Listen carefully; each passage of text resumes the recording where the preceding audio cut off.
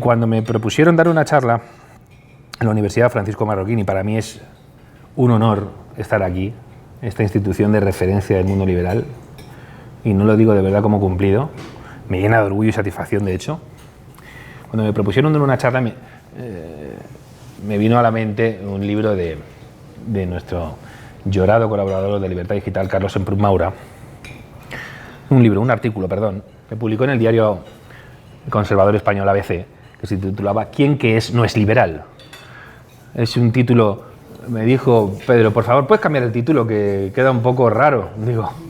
Digo, bueno, pero es que está muy bien traído, porque lo que viene a decir en esa frase es que casi todo el mundo hoy en día se proclama liberal.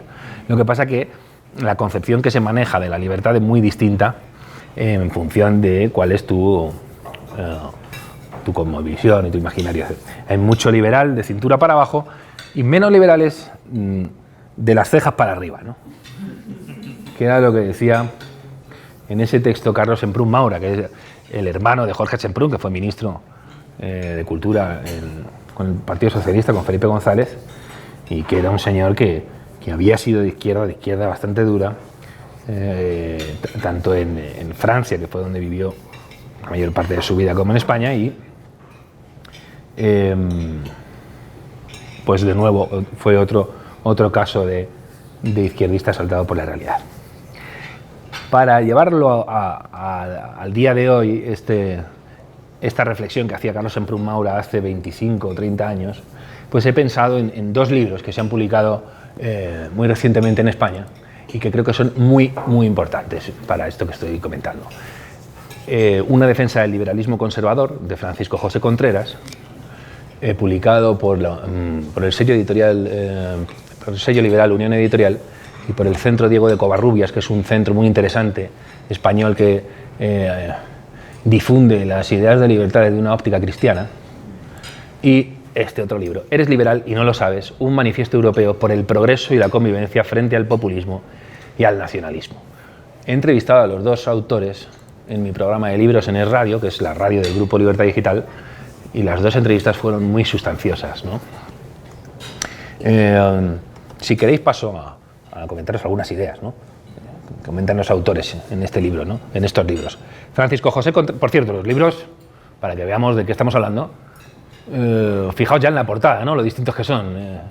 Cubierta, Christmas Time, de Blodgett Family, una familia conservadora más no poder, con esa felicidad del hogar burgués, y esta es una rockera que tiene chapas de ojo, porque aquí a alguno le puede dar un paro cardíaco, de Keynes, de Montesquieu, de Locke, de Hobbes y de, por supuesto, Adam Smith. Y otra que tiene, ahí pone, viva el libre comercio, ¿no?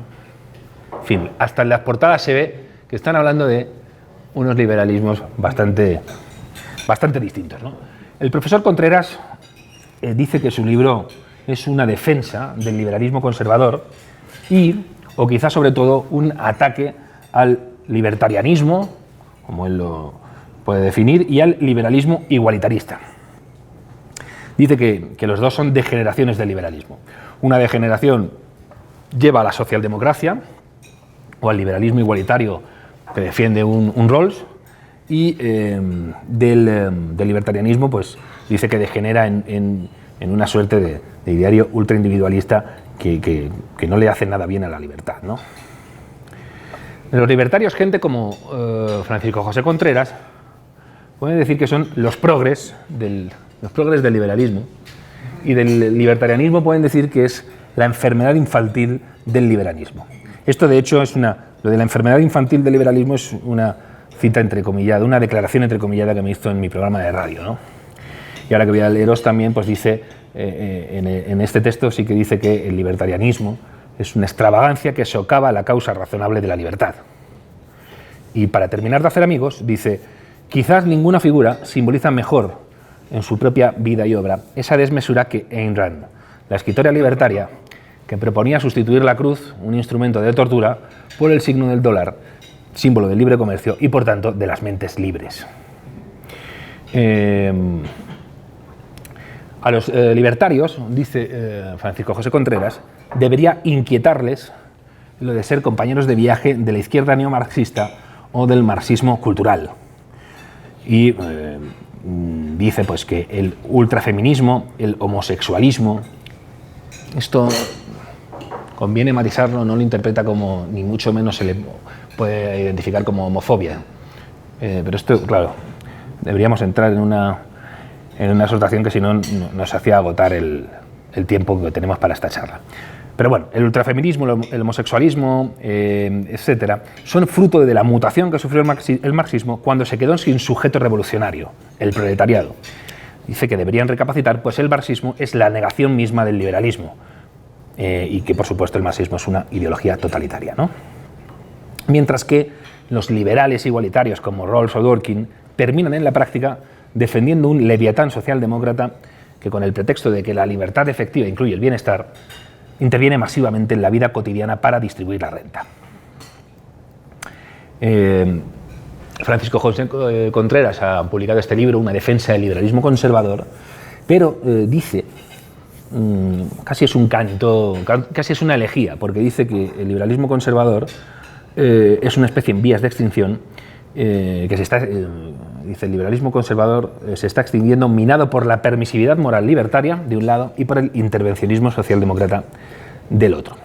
El liberalismo conservador, según el profesor Contreras, comparte lo esencial con el liberalismo clásico, relacionado con los derechos individuales, la defensa de las libertades clásicas, la separación de poderes y de Iglesia y Estado, la defensa del gobierno limitado, y le añade un principio más: la conciencia de que todo ese acervo depende de una ecología moral específica que comprende también la práctica de virtudes como el cumplimiento de las promesas, la laboriosidad, el ahorro, la devoción de los padres por los hijos y la obediencia de los hijos a los padres. Son ejemplos solo. Esta ecología moral es mucho más estricta para un liberal conservador que para un liberal progresista, que te puede decir, sí, yo también entiendo que la libertad depende de una ecología moral dada, pero la mía es mucho más abierta y más dinámica que la vuestra. Y mi modelo de familia, que incluya, bueno, de hecho, Ciudadanos se presenta electoralmente incluso como el partido de las familias, y Vox se presenta como el partido de la familia. Y aquí viene Ciudadanos, que hace una defensa muy contundente de sus posiciones, dice, no, ojo, es que yo creo que la familia es importante, sí, pero que para mí la familia no es estrictamente, o no tiene por qué ser solo lo que se ha entendido históricamente por familia. Y ahí abre el abanico a las familias conformadas por homosexuales. Los liberales clásicos, dice Contreras, que serían hoy conservadores. Los liberales clásicos, empezando por Adam Smith, ¿no? Y incluye a Hayek, que era más conservador de lo que pretendía, y que en su ¿por qué no soy conservador? Alude más bien al conservadurismo reaccionario que al liberalismo conservador. Dice, de hecho, tendría que haberlo titulado ¿por qué no soy de la Santa Alianza? En vez de ¿por qué no soy conservador? Es cierto que el profesor Contreras es muy consciente de que Hayek era un hombre de su tiempo y que vio los problemas que tuvo, por decirlo suave, que tuvo el conservadurismo alemán en poner freno a algo tan anticonservador como el nazismo. Entonces, claro, eso le pudo llevar a generar una prevención bastante comprensible hacia lo que se definía como conservadurismo, ¿no? Aquí hay una distinción clave también. Para los liberales conservadores del tipo de Francisco José Contreras, la absolutización de la libertad o la consideración de esta como un fin o solo como un medio, es una piedra de toque para distinguir al liberalismo clásico del liberalismo libertariano, de los libertarios. Los primeros, es decir, los liberal conservadores, tienen una idea instrumental de la libertad que es valiosa. La libertad para ellos es valiosa solo en la medida en que se invierta en la consecución de fines valiosos, en el perfeccionamiento moral del hombre, por decirlo así. ¿Qué dice el profesor Contreras? El liberalismo es algo más que un sistema de libre mercado y derechos individuales. La sostenibilidad de la libertad requiere una ecología moral, vuelvo a decirlo, un entorno cultural caracterizado por la fortaleza de instituciones como la familia y la vigencia de valores como el respeto a la ley, el cumplimiento de los compromisos, la previsión, el ahorro, la laboriosidad, la internalización de la responsabilidad, etc., ¿no? Y dice, el mercado capitalista es una bendición para la humanidad, pero no debe regir todos los órdenes de la existencia. Esto es muy importante. ¿Por qué? Porque, de nuevo, son liberales para los que la libertad no es lo importante. La libertad es un medio para un fin. Mientras que hay liberales libertarios que dicen, no, la libertad es un puro bien y no necesita remitirse a agentes externos para definirse positivamente en términos morales, ¿no? El liberalismo libertariano saluda los cambios que está experimentando la institución familiar como una forma de progreso, mientras que el liberal conservadurismo observa con preocupación la fragilización creciente de la familia, que corre en tremendo beneficio de un Estado ansioso por meterse donde no le llaman, un Estado paternalista, expansivo y moralista. Ciudadanos, en este sentido, como os acabo de comentar, está librando una batalla con gran entusiasmo por abrir los modelos de familia que a partidos como Vox, en el que milita, por cierto, Francisco José Contreras, es de hecho candidato a las elecciones europeas que se van a celebrar a final de mes, pues lo ve con más preocupación, ¿no? El profesor Contreras dice que Vox sería el partido liberal conservador en España, Ciudadanos podría ser el partido más asociado al libertarianismo y el PP el más próximo a la socialdemocracia rawlsiana, ¿no? Y dice, hoy en día un liberal conservador tendrá que ser liberal en economía y política, pero conservador en familia y bioética. Curiosamente, doy el apunte, Ciudadanos en Europa está adscrito al Grupo Liberal Europeo y Vox al de los conservadores y reformistas. Si estamos reparando en todo lo que estoy diciendo y pensamos en mayo del 68, creo que es fácil intuir que para Francisco José Contreras y los liberal conservadores de su estilo, mayo del 68 vino a ser una suerte de hecatombe, de gran maldición perturbadora del orden social, mientras que en Ciudadanos es mucho más fácil que se vea como un sacudón de libertad que sacudió estructuras sociales que habían quedado muy desfasadas y que supuso una mejora de la sociedad. Francisco José Contreras es de los que podría firmar un libro que publicó Juan Ramón Rayo, que para él sería un liberal libertario, y el profesor Rodríguez Brown, que se titulaba El liberalismo no es pecado, que es una especie de réplica al libro de Salvañ del siglo XIX que decía que el liberalismo era pecado, ¿no? En cuanto a Beatriz Becerra,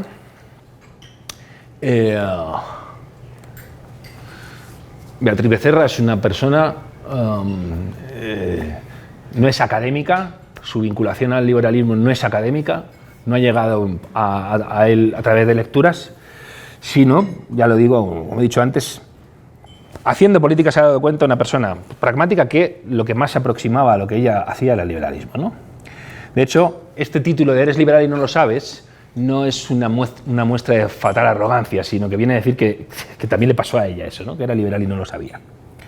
Hay críticos que tienen mala leche y le dicen que sigue sin serlo, Ella dice, ¿no? Me dijo a mí, el liberalismo para mí no es una ideología.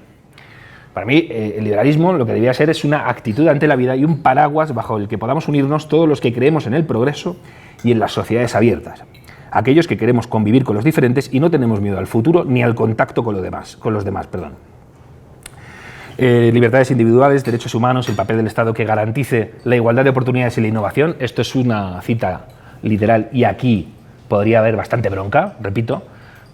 El papel del Estado es que garantice la igualdad de oportunidades. Aquí podría haber bastante bronca, ya digo. Democracia participativa y de mayor calidad, reformismo, reivindicación del centro reformista insurgente y sexy, eso también es literal. Pues ella dice que todo aquel que quiera unirse en esta batalla será bien acogido en las filas del liberalismo que ella defiende, que es un liberalismo que podríamos denominar progresista perfectamente, ¿no? Todos los que creemos en estas cosas tenemos que enfrentarnos abiertamente a quienes pretenden destruirla. Y esto es otro signo interesante. Normalmente a la gente de centro se le suele decir que es derechita cobarde, por utilizar una expresión muy en boga ahora en España porque la ha puesto en circulación Vox. Estos de cobarde no tienen nada. Son bastante echados para adelante a la hora de hacer sus reivindicaciones. Es muy probable que haya más derechita cobarde en el Partido Popular, por ejemplo, en el partido que tradicionalmente ha recogido el voto liberal o conservador en España, que en Ciudadanos. Un partido al que estaría muy próxima Beatriz Becerra, pero Beatriz Becerra la pobrecilla es un bicho raro. Ella es eurodiputada por un partido que ya no existe, que se llama Unión Progreso y Democracia, lo abandonó, se convirtió en eurodiputado independiente, ha hecho una labor extraordinaria, sobre todo, por ejemplo, en defensa de los demócratas venezolanos, etcétera. Y todos los que la hemos seguido con atención deseábamos, con independencia de que siguieras o no, o compartieras o no el 100% de sus ideas, que siguiera en Europa. Y Ciudadanos no ha querido rescatarla. Así que va a dejar la segunda línea de la política. Una persona que cree profundamente en el proyecto europeo desde una óptica federal, va a dejar la política, paradójicamente, cuando es muy probable que entre su enemigo Contreras, que es un gran enemigo también del proyecto federalista europeo. Para ella el liberalismo, el centrismo es el fiel de la balanza, no el lugar en el que te quedas donde no sabes, cuando no sabes dónde ir, ¿no? Luego es interesante porque vincula un texto muy importante de Bo Vinegaard, que se publicó en la revista digital Quillet, una defensa del centrismo muy interesante, ¿no? Y da una veintena de afirmaciones y dice que, bueno, si estás de acuerdo con ellas, pues serás un liberal progresista o un centrista insurgente y sexy, como dice ella, ¿no? Pero claro, es que estas frases que voy a leer es muy probable que las defendiera también un liberal conservador sin demasiados problemas. Los cambios radicales y las propuestas extremas suelen traer consigo errores y con frecuencia implican limitación de libertades básicas. 2. Proponer e innovar es esencial, con la consideración y plan de implementación adecuados. Aquí tendrían más problemas. Las grandes teorías son casi siempre incorrectas y fomentan el dogmatismo y el extremismo. El utopismo es quizá el tipo de gran teoría más peligrosa y seductora. Esto te aplaude un conservador si dices esto, claro. Las ideas que requieren un daño significativo hoy para lograr un mejor mañana son particularmente perniciosas. Este gradualismo también te lo puede defender un liberal conservador perfectamente. La incertidumbre sobre el futuro requiere humildad y un compromiso con el orden y el bienestar en el aquí y ahora. Las políticas de identidad tienden a dividir a las personas y crear facciones amargas que compiten por sus intereses percibidos.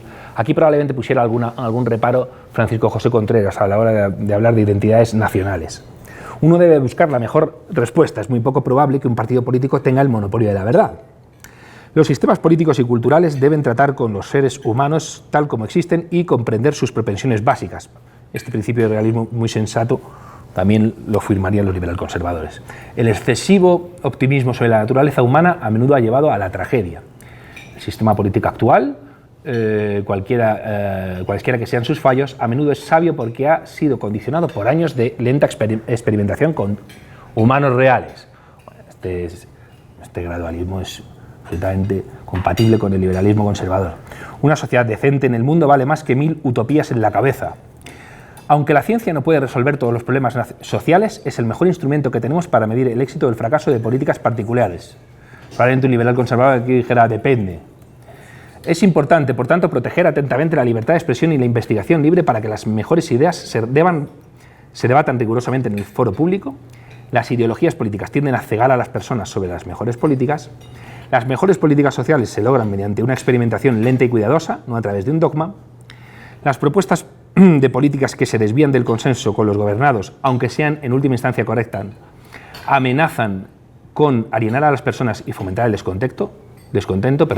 Esto lo firmaría Hayek. El Estado de Derecho es uno de los logros más grandes y frágiles de la civilización occidental.